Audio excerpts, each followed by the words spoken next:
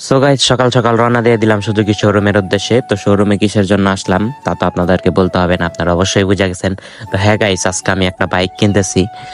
তো আজকে আমার বাইক কেনার ইমোশন, তো যে স্বপ্নটা কিভাবে কি হলো, কিভাবে স্বপ্নটা পূরণ হতে যাচ্ছে, তো সবই আপনাদের সাথে শেয়ার করব। আর আজকে আমার জীবনের যে মুহূর্তটা, যে আনন্দের খুশির দিনটা, তো সবই আপনাদের সাথে ভালোভাবে তুলে ধরার চেষ্টা করব। তো সবাই ধৈর্য সহকারে সম্পূর্ণ ব্লগটা দেখতে থাকেন। হ্যালো গাইস, আসসালামু আলাইকুম। নিউ মাইনাদার ব্লগ ভিডিও কে অবস্থা সবার, কেমন আছেন সবাই? আশা করি সবাই অনেক ভালো আছেন। সো গাইস, আপনাদের দোয়া ও ভালোবাসায় আমি একটু বেশি ভালো আছি। তো গাইস, সকাল সকাল রওনা দিয়ে দিলাম শোরুমের উদ্দেশ্যে, আমি আর আমার ভাই। তো পিছনে আমার আব্বু আসতেছে। তো এই যে হাতে, যে ভাইয়ের হাতে যে ব্যাগটা দেখতে পারতেছেন, তো সেই ব্যাগের ভিতরে কি আছে গেস করেন।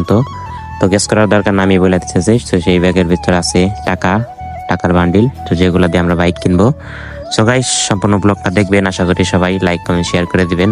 সো গাইস, কিছুক্ষণ হাঁটাহাঁটির পর ফাইনালি আমি আর আমার ভাই সুজুকি শোরুমে ঢুকলাম। তো ঢোকার পর দেখে আমাদের বাইকটাই যে এখানে রেডি করে রাখছে। তো বাইক মনে করেন যে স্টকে নাই, একদমই নাই বললেই চলে। তো আমি অনেক জায়গায় খোঁজ করছি, বাইক নাই, সুজুকি FI-DX বাইকটা নাই। তো আমি অনেক জায়গায় মনে করেন যে বইলা রাখছি যে বাইকটা আসলে আমার ফোন দিন। তো এই জায়গায় আমি বুকিং করে রাখছিলাম। তো ভাইয়ারা আমাকে কালকে রাত্রে জানাইছে যে আপনার স্বপ্নের বাইকটা আগামীকাল সকাল 10টায় আমাদের শোরুমে এসে উপস্থিত হবে। তা আপনি সকাল সকাল চলে আইসা পড়েন। তো যেমন কথা সেমন কাজ, আমরা সকাল সকাল চলে আইসা পড়ছি, যেহেতু আমরা একটু আগে আসছি। এর জন্য ভাইয়া বললো যে 2টা বাইক আমাদের শোরুমে আসছে, তো আপনারা 2টা বাইক ভালো করে চেকমেক করে নেন, যেহেতু আপনারা আগে আসছেন। তো যেমন কথা সেমন কাজ, আমি আর আমার ভাইয়া ভালো মতো চেক করা শুরু করে দিলাম লাইট মাইট নিয়ে। তো চেকমেক করার পর পিছনে যে বাইকটা আছে, তো সেটা ট্যাঙ্কির মধ্যে হালকা একটু স্পট আছে, যার কারণে আমরা ওইটা নেই নাই।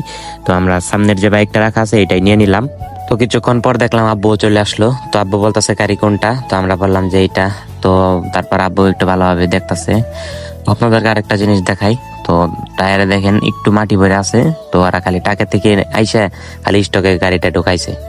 তো আধা ঘন্টা আগে ঢুকাইছে, ঢুকে আমাদেরকে ফোন দিচ্ছে। আমরা বললাম যে আমরা রাস্তায় আসতেছি, 5 মিনিট লাগবে। তো আমরা আইসা পড়ছি। তো আইসা বাইকটা এটাই চয়েস করলাম। চয়েস করার পর আব্বু একটু বলতেছে যে একটু ওইটা দেখি। তো আব্বু ওইটা দেখলো। তো দেখার পর বললো যে না, গাড়ি খারাপ না, ঠিকঠাক আছে, কমফোর্ট আছে ভালো। তো এরপর ভাইয়াকে উঠিয়ে দিলাম, ভাইয়ারে উঠে বললাম যে তুমি দেখো এখন কিরকম বাইকটা। তো ভাইয়ারা কিন্তু আবার দারুণ মানাইছে। তো এরপর ভাইয়া বললো যে না, গাড়ি 100 গাড়ি ঠিক আছে। তো আমি সর্বপ্রথম 4B নিতে চাইছিলাম। তো সবাই আমার ব্যাড রিভিউ দিল 4Bর।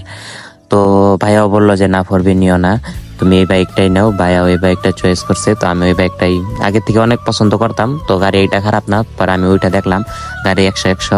তো এই গাড়ি আমার এক ফ্রেন্ডের আছে, তো সেটা চালাইছি। তো বাইকটির ফিল্ডটা অস্থির, আর নতুন নিলে তো কোনো কথাই নাই। তো এদিক দিয়ে ভাইয়া আবার ইঞ্জিনের পিকটিক তুলতেছে, যেহেতু ইঞ্জিন নাম্বার দিয়ে কাগজপাতি করা হবে, গাড়ির পেপার টেপার করবে। এর জন্য ভাইয়া সবকিছু ডিটেলস সব রাইখা দিতেছে।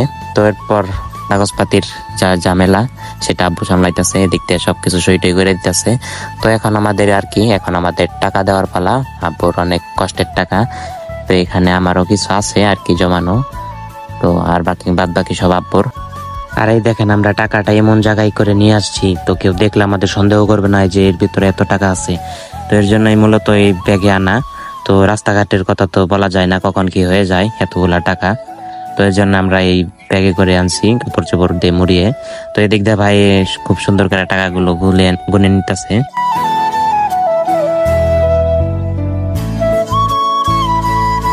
সো গাইস, আমাদের কাগজপত্রের শত যাই ঝামেলা চাল সব শেষ। তো গাড়িতে এখন একটা বাম্পার লাগিয়ে দিবে। তো বাম্পার নাকি ওরা কোম্পানি থেকে দেয় না, বাম্পার এক্সট্রা টাকা দিয়ে পেমেন্ট করে তারপরে লাগাতে হবে। তো বাম্পারটা লাগিয়ে দিবে। আর এদিক দিয়ে ভাই আমাদের বাইকটা দেখে অনেক আফসোস করতেছে, কারণ ভাইয়ের একটা বাইক আছে, সুজুকি FI-DX বাইক।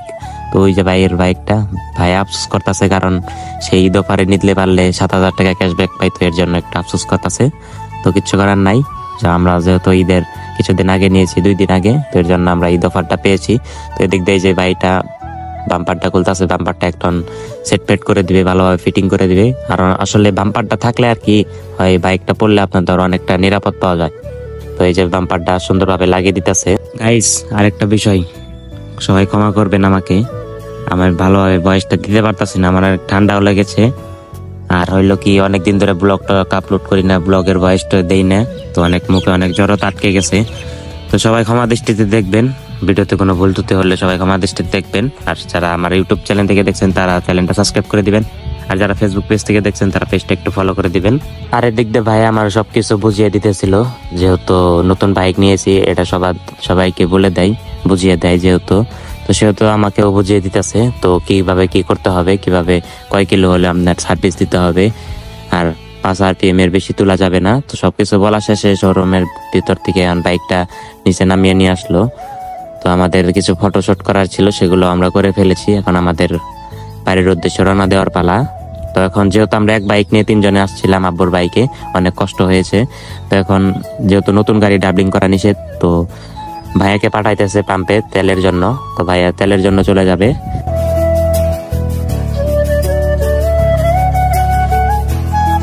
তো ফুয়েল ভরা আনার পর এখন আমি একটু টেস্ট রাইড দিব, যেহেতু নতুন গাড়ি আমি এখন পর্যন্ত উঠি নাই। তো ফাইনালি এখন উঠলাম, তো দেখি গাড়িটা চালাইতে কিরকম লাগে। ও মনে করেন যে ফিলিং অন্যরকম।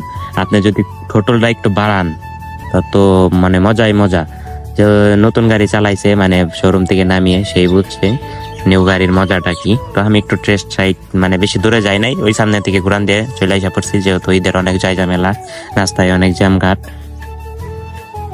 সো গাইস এখন বিদায় দেওয়ার পালা সুজুকি শোরুমকে, বিদায় জানাই সুজুকি শোরুমকে। এখন আমরা বাড়ির উদ্দেশ্যে রওনা দিয়ে দিব। আব্বু আমার নতুন বাইকটা নিয়ে চলে যাবে, যেহেতু নতুন বাইক ডাবলিং করা নিষেধ, সেহেতু আব্বু এটা নিয়ে একাই চলে যাবে। যেহেতু অনেক দূরের রাস্তা নয় আমি নিয়ে গেতাম, তো আমার আব্বুর বাইকে আমি আর আমার ভাইয়া চলে যাব। তো এই যে দেখেন মধুপুরের ভাইরাল জায়গা আনারস, এই জায়গাটা টাঙ্গাইলের এমন কেউ নাই যে এই জায়গাটা চেনে না, তো সবাই চেনে এই জায়গাটা। তো এখন বেশি বক বক করবো না, আমাদের যাত্রা ভ্রমণ শুরু হোক। তো সবাই দেখতে থাকেন।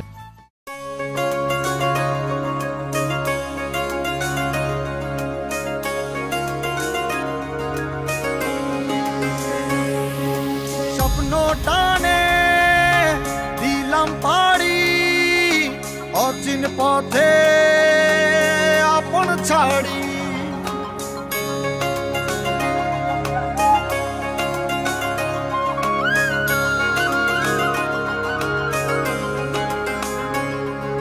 স্বপ্ন টানে দিলাম পাড়ি অচিন পথে।